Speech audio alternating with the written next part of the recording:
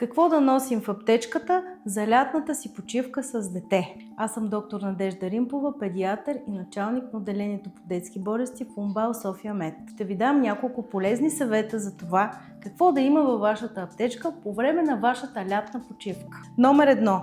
Температуропонижаващ медикамент. Температуропонижаващите средства са изключително важни, защото един от основните симптоми при всяка инфекция при децата е именно повишената температура.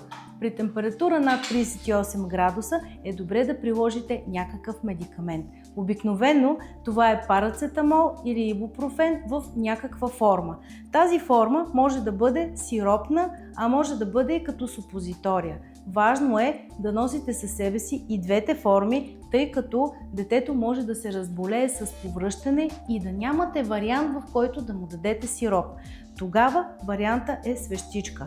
А ако пък детето е бебе и пак ви е трудно с сиропа, тогава свещичката е също уместна. Температуропонижаващи средства даваме на децата и в случаите, когато имаме съмнения, че имат някаква болка. Как да се ориентирате за правилната доза на температуропонижаващото средство?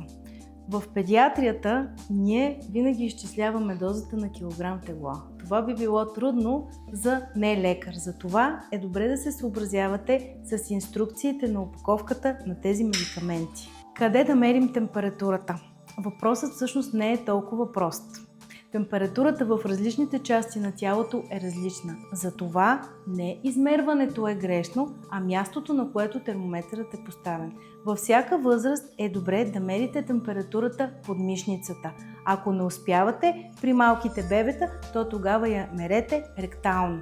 Второ, средства против повръщане и диария. Когато става въпрос за повръщане и диария, ние винаги имаме някакви загуби. Тези загуби най-лесно се заместват чрез използване на перорален рехидратиращ разтвор, какъвто трябва да присъства във вашата аптека.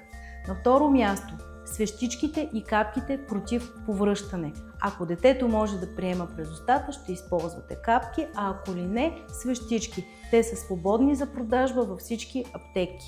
При диария са ефективни и някои пробиотици, но преди да ги вземете, по-добре се консултирайте с педиатър. Номер 3. Средства против алергия. Не е изключено по време на вашата почивка детето да прояви обрив, силно сълзотечение или пък секреция от носа. Затова е добре да имате антихистаминови капки под ръка. И второто нещо, гел, който е подходящ за намазване на кожата след ухапване или ожилване от насекоми. За промивки на нослето и очите е добре да имате физиологичен разтвор. Четвърто. Средства за антисептика. Какво имаме предвид? Винаги трябва да имате под ръка превързочни материали в случай на ожулване, падане или ухапване. Затова антисептичен спрей, кислородна вода, спирт, марля, памук, риванол. Лепенки в различни размери спрямо големината на раната. И пето, средства в случай на изгаряне на кожата на детето след прекомерен престой на слънчева светлина. Първо, хидратиращ лосьон за след слънце, спрей с пантенол в случай на по-сериозни изгаряния и най-важното, охлаждащ спрей за след слънце. Като добавка към всичко това е хубаво да имате и един репелент под формата на крем или спрей за предпазване от ухапване от насекоми.